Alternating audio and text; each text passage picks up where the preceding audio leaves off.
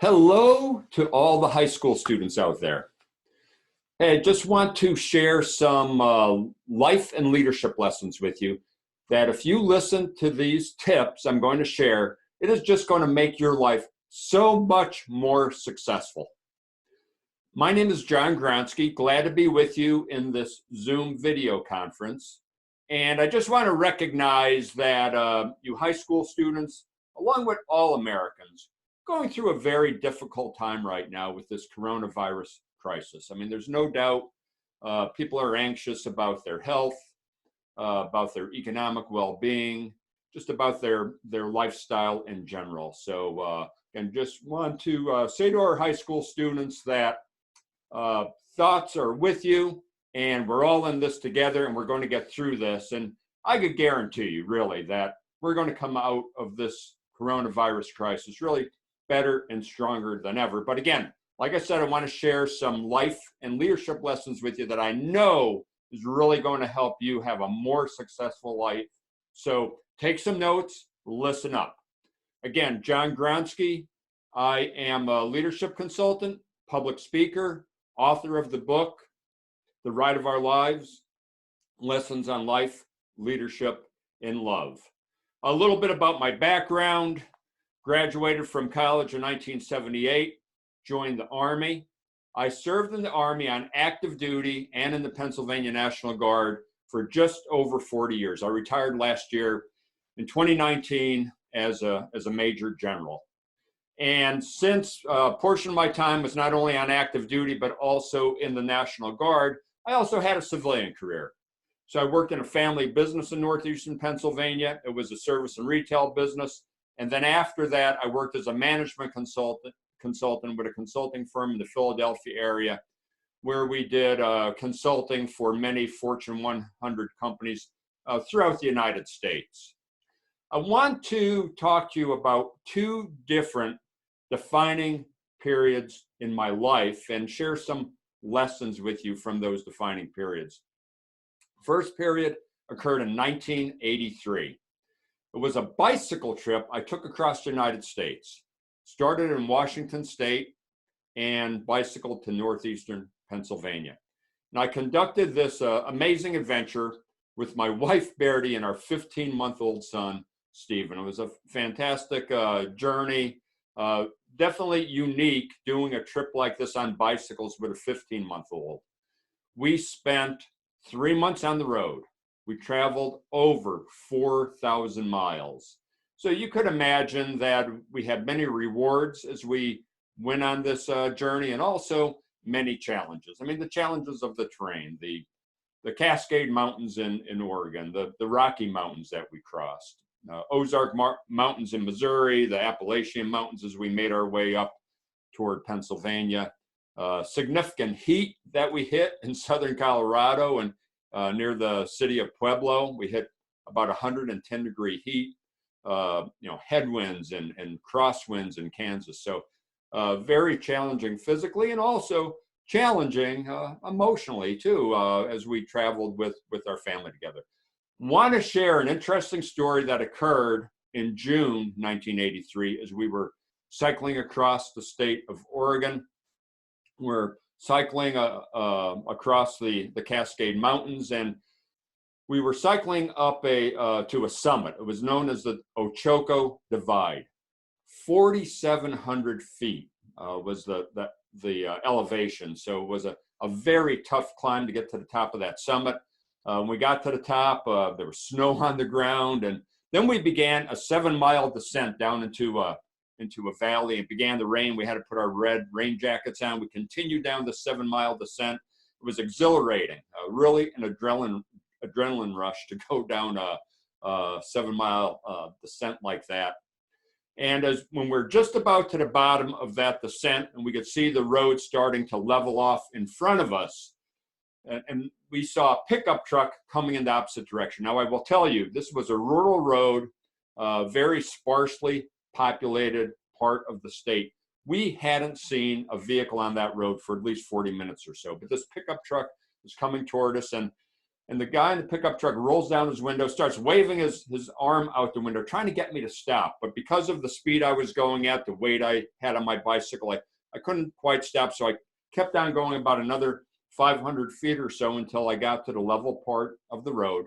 But my wife, Bertie, was cycling behind me, and she stopped, talked to the guy in the truck, and then she came down alongside of me, and she told me that the guy in this pickup truck said something very strange to her. He said, "There's a puddle in the middle of the road. Go fast." We're trying to figure out what was he talking about. Now, about this time, the rain had stopped. The sun was coming out. There was mist and steam coming off the road, and we're looking down along that road through that mist. We saw an image. There was something coming at us, some type of animal. So Bertie and I were looking closer and closer, trying to figure out what kind of animal that was. Finally, we realized it was a bull walking toward us. And I was just shocked to see this large animal coming our way. And then the bull stopped, started pawing at the ground and blowing steam out of its nose. Now, I thought that only happened in cartoons. But my wife, Bertie, she grew up on a farm. She knew how violent and dangerous loose bulls could be. So we were thinking about, a plan of escape. How are we going to escape from this bull? And at that moment, this blue Dodge comes down the mountain behind us and stops alongside of us. And the guy driving the car rolled down his window. He looked at us and he said, "Looks like you two have yourself in a fix, don't you?" We agreed with him. And this man looked like he was a farmer. He had a flannel shirt on, coveralls, a baseball cap. And he immediately came up with a plan. So this is what we're going to do. We're going to keep your bikes to the left of my car. I'm going to keep the bull to the right of my car. We're going to drive off at maybe about 10 miles an hour or so. I'm going to run interference for you guys till we get past that bull. He goes, "We're probably going to go for at least another quarter mile, half mile down the road to make sure we're well past the bull before we stop." We couldn't argue with this guy. We had to execute the plan, and that's exactly what we did. It worked just perfectly. Got down the road about another quarter mile, half mile down the road. We all came to a stop. Bull was nowhere to be seen behind us. And, I wanted to pull this farmer out of the car and give him a big bear hug. But he never got out of his car, probably because he didn't want to get a bear hug from some skinny guy on a bicycle. But again, we thanked him. We knew that farmer saved our life. So there were many life and leadership lessons we learned on that journey across the United States. And I want to share just a couple of those with you right now. And again, please take some notes. These are going to be life-changing. They're really going to help you have a more successful life. And what we learned was that you have to be able to be humble enough to ask for help when you need it. And think about this time we're in right now with the coronavirus crisis. A lot of us are struggling in many different ways. So, you have to be willing to ask for help. Ask people for help if you're struggling a little bit. And you also have to be willing to accept that help once it's offered to you. Now, a caveat to this is you also have to be willing to provide help to other people. Be observant.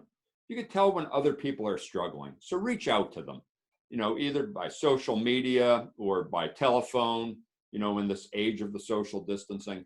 But find out if you could help people who are struggling a little bit. It's like karma. The more good you put out, the more good is going to come back to you. The other thing we learned on this bicycle trip, very, very important to set goals. If you don't know where your target is, it is impossible to hit it. You've got to set goals. So my wife, Bertie, and I, we had a goal to get to northeastern Pennsylvania. We knew it was going to take us at least 3 months to get there, but we set that goal. And then every morning when we woke up from wherever we were camping, we set a goal for that day. Maybe it was a town we wanted to get to. Maybe it was another campground we wanted to get to. Maybe it was 60 miles away. Maybe it was 90 miles away.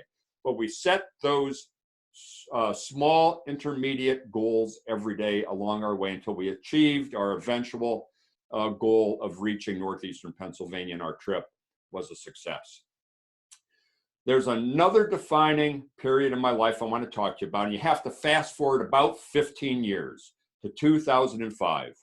I mentioned to you I served in the Army for over 40 years, and in 2005 I was called upon to deploy to Ramadi, Iraq. I was a brigade commander. I was in charge of 5,000 soldiers and Marines. In 2005 in Ramadi, Iraq was a very, very violent and chaotic period. And the one thing I learned there that I want to share with you is character really matters. Having strong values and sticking to those values, even in tough times, really makes a difference. And I want to share a story with you about a young man who was part of my brigade. He was a 19-year-old from California. He was a Navy corpsman, which meant that he provided medical aid to the Marines who were also part of my brigade. And this young man's name, his nickname was Doc Leo. And Doc Leo was out on a patrol with his Marines in October 2005, and they were conducting this patrol in up-armored Humvees.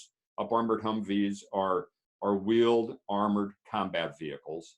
As they were maneuvering through the central part of Ramadi, a huge roadside bomb detonated. And this roadside bomb was so powerful that it took the 6-ton up-armored Humvee that Doc Leo was riding in along with some Marines and caused it to tip over onto its side. And when the dust cleared, there were 3 wounded Marines lying across the roadway.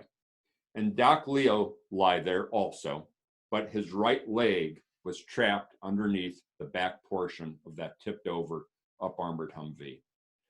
Some other Marines came running over to Doc Leo, these Marines who were not wounded, and they began to just, move the back of that up-armored Humvee just enough so Doc Leo could slide his right leg out from underneath it.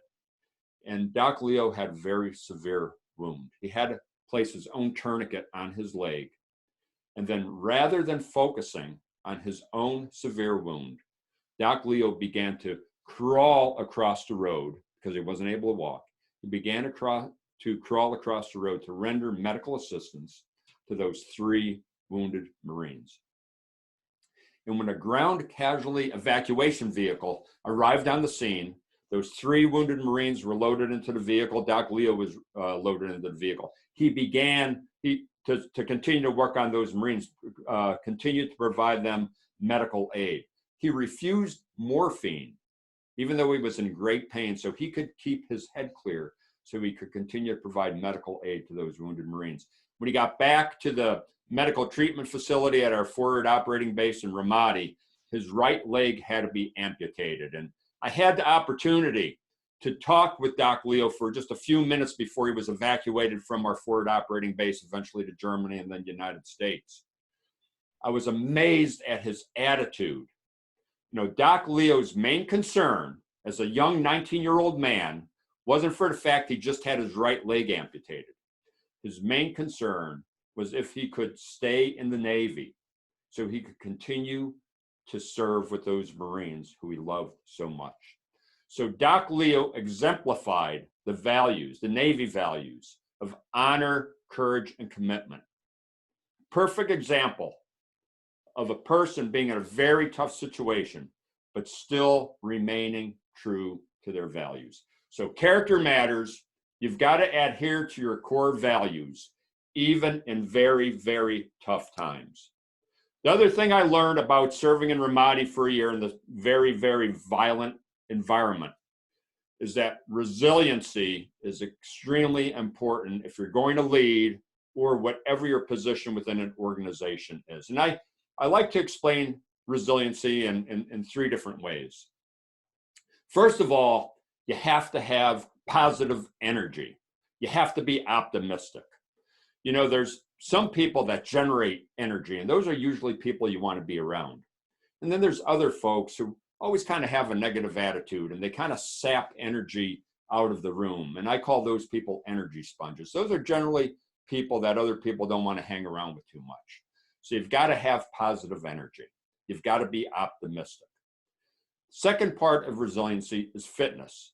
And yes, I'm talking about physical fitness. You have to be physically fit to engage in just about any endeavor in life. But then there's other elements of fitness. There's spiritual fitness, emotional fitness, mental fitness.